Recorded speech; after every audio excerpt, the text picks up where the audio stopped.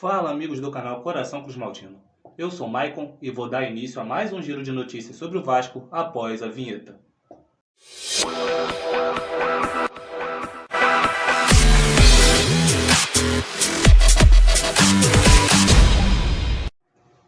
Bom, estamos de volta para falar aí do noticiário do Vasco da Gama. Eu que no último jogo aí, Vasco e Chapecoense, não fiz um pós-jogo, até por estar de cabeça quente, revoltado, cansado dos mesmos resultados negativos do Vasco de sempre, como todos vocês puderam bem acompanhar aí. O Vasco aí terminada a terceira rodada da Série B, o Vasco é o atual 15º colocado, com 3 pontos, 3 empates, um na primeira rodada contra o Vila Nova em casa, estreando, 1-1, 1-1 contra o CRB lá no Rei Pelé em Alagoas, fora de casa, e novamente outro empate 0-0 lá contra a Chapecoense, lá na Arena Condá, lá em Santa Catarina. Um jogo que teve um dilúvio, queda de energia, um jogo em polo aquático, que a bola você tocava, a bola não rolava. Não estava impraticável aquele dia para ter futebol. Por mais que as duas equipes não apresentem um bom futebol faz muito tempo, mas também, né, fica complicado, né, com o campo não ajudando. A arbitragem achou por melhor não passar o jogo para outro dia, não adiar, rolou a bola, 90 minutos de pavor puro. 0-0, ninguém fez nada, jogo morto, todo mundo jogou mal e porcamente. Falha da defesa, falha do ataque, falha do meio campo, não só do Vasco, como da equipe adversária também.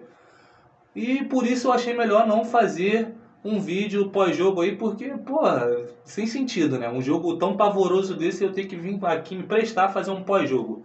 Só para passar raiva, perder a voz, que eu já passei uma semana inteira aí gripado, com a garganta inflamada, doente, então aí para dificultar mais ainda o Vasco não ajuda, né? Complicado. Mas vamos falar agora, virar a chave aqui. Quarta rodada da Série B, Vasco e Ponte Preta, quarta-feira, às 9h30 da noite, em São Januário. Ponte Preta, que vinha de 10 jogos sem vencer no campeonato, venceu essa última rodada, e não no campeonato brasileiro da Série B, num geral desse ano. 10 jogos seguidos aí que a Ponte Preta não vencia, contando o Paulista. Foi rebaixado no Paulista para a Série B, lá do Campeonato Paulista, o campeonato estadual deles lá, e vai enfrentar o Vasco agora vindo de vitória. Finalmente a Ponte Preta veio a vencer o CRB dentro de casa, lá no Moisés Lucarelli, e vem agora para o Rio enfrentar o Vasco, já querendo buscar uma segunda vitória. Para você ver, a Ponte Preta, na primeira vitória deles que eles tiveram no Brasileiro da Série B, já passou o Vasco e colocou o Vasco numa situação totalmente delicada. Como tem jogos da Série B na terça-feira já, o Vasco pode iniciar a quarta-feira jogando na lanterna do Campeonato Brasileiro da Série B. Olha a que ponto chegamos com o Vasco da Gama. Não com o Vasco da Gama, né? Porque a culpa não é do clube, a culpa acaba não sendo nem do jogador, a culpa acaba sendo daquelas pessoas que fazem parte do entorno do Vasco, a política do Vasco, que são os presidentes, os candidatos a presidente, os beneméritos, entre outros mais, aqueles que fazem parte do jogo político do Vasco. Alexandre Campelo, que foi presidente, Jorge Salgado, atual presidente, Eurico Miranda, que foi presidente, o Júlio Brandt, que foi candidato a presidente, o próprio Léo Venciano, que foi candidato a presidente, entre outros mais. Independente de ter sido presidente ou candidato a presidente, aqueles que compõem o Conselho Deliberativo do Vasco, aqueles que são beneméritos do Vasco, que fazem votações, que participam de reuniões, tudo isso é política suja, que ninguém visa o Vasco, ninguém olha para o Vasco, para poder ajudar o Vasco a tornar o Vasco novamente grande, porque hoje o Vasco, infelizmente, se tornou um clube médio, que faz participações especiais em campeonatos, como Libertadores, como fez em 2017, 2018, não me recordo bem, até o Zé Ricardo era o técnico, que veio falar, argumentar, lá com a Ira Jovem, que quem botou na Libertadores você foi eu. Porra, Zé Ricardo, 5 anos já se passaram, meu camarada. A realidade do Vasco hoje é totalmente diferente. O Vasco está chegando realmente ao seu fundo do poço, está batendo quase no fundo do poço. 15ª colocação numa Série B, onde já se viu isso na história do Clube de Regatas Vasco da Gama. Isso é inadmissível.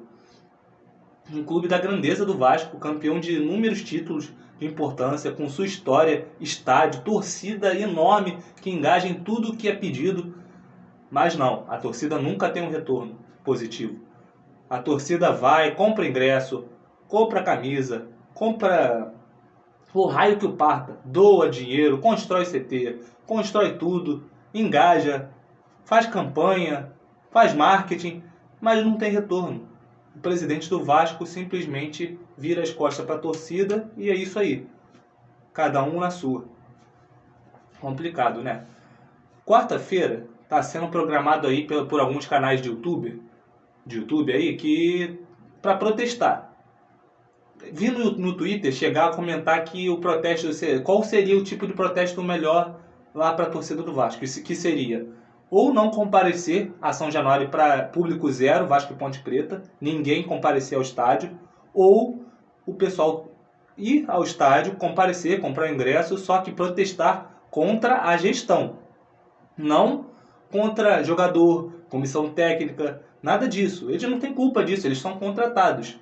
Apenas isso. A culpa maior não é deles. Tudo bem que a responsabilidade da bola rolar dentro de campo é do técnico, escalar, montar esquema tático, o jogador fazer acontecer dentro do campo, mas tem pessoas por fora, como o departamento de futebol, com Carlos Brasil, que caiu de paraquedas sem entender o mínimo de contratações possíveis. Jorge Salgado, que nunca entendeu bulhufas de futebol, estava ontem lá na Sapucaí, comemorando, festejando, não sei o que, né? Pela atual situação do Vasco, para ele tá lindo, né? Tá perfeito. O Vasco deve ser o atual líder da fase de grupos da Libertadores no seu grupo, deve ser alguma coisa do tipo, né? Porque não é possível. Eu não tô enxergando esse Vasco que o Jorge Salgado enxerga. Falando que tá satisfeito com os resultados do Zé Ricardo, que não demite, falou que ele vai, enquanto o Jorge Salgado permanecer, Zé Ricardo será o técnico. Ou seja, perdão, vai esperar chegar a SAF para mudar? Fica complicado. Até acontecer a votação para a SAF, que vai acontecer agora para sócios, no dia 30, para assinar tudo, isso aí pode acontecer só lá para agosto, cara. Julho. Até lá, o primeiro turno todo do brasileiro da Série B já foi embora, e com esse time medíocre aí, que foi contratado, com essa comissão técnica que não está dando certo, o Vasco já vai ter jogado a Série B pro alto, pro abraço. Será mais um ano do Vasco agarrado na Série B, o terceiro ano consecutivo, ano que vem, se permanecer dessa forma, sem mudança.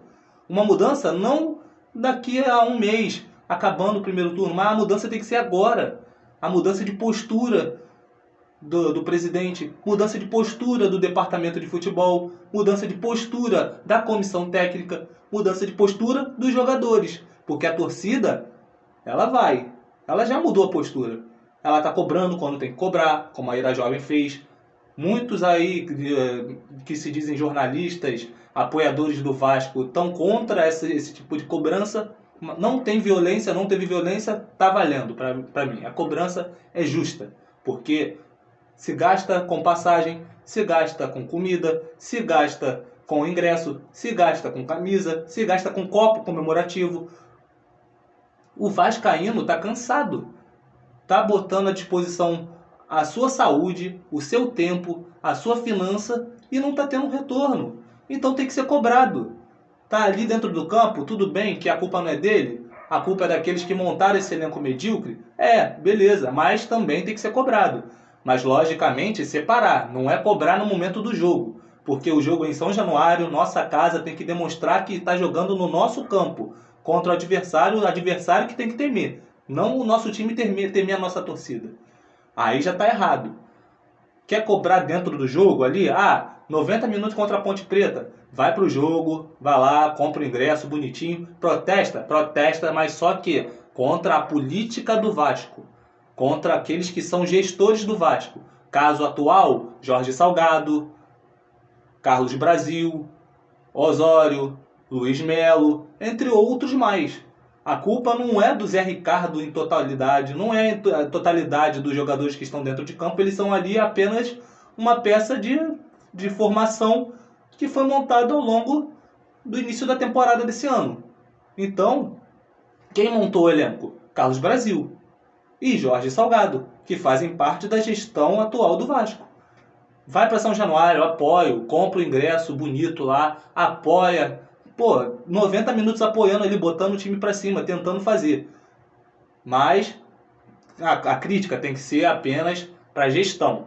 A gestão tem que mudar. Porque parece o seguinte para nós vascaínos, que beleza, já está encaminhado a venda para a SAF, daqui por diante a responsabilidade é deles. Se o time ficar dessa merda para pior, tô nem aí, mais para frente não vai ficar comigo mesmo, meu dinheiro já está bonitinho garantido, minha responsabilidade eu já tirei meu rabo fora e vai ficar por isso mesmo. E não é bem assim, cara. Você vê agora o caso do Genoa lá na Itália. Tá para virar SAF. Já, não, tá para virar não, perdão. Já virou SAF, já há um tempo já. Faltando 5 rodadas para o término do campeonato italiano, o Genoa atualmente é o 19º colocado, atrás do Salernitana, se eu não me engano, e atrás do Cagliari.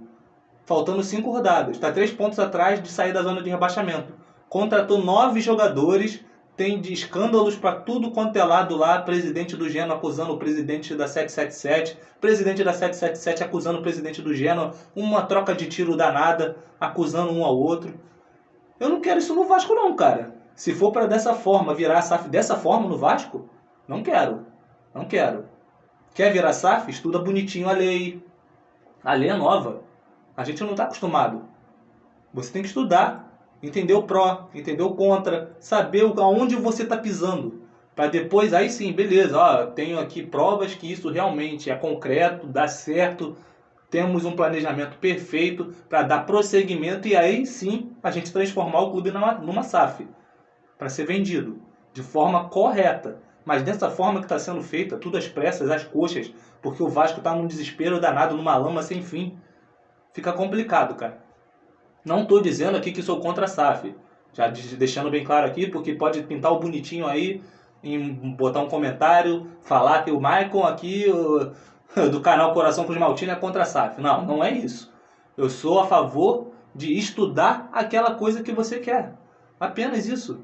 A SAF está ali, é uma lei nova, estuda ela de ponta a ponta. Analisa. Monta um planejamento bem fechadinho, bem estruturadinho. Não dessa forma que está sendo feita.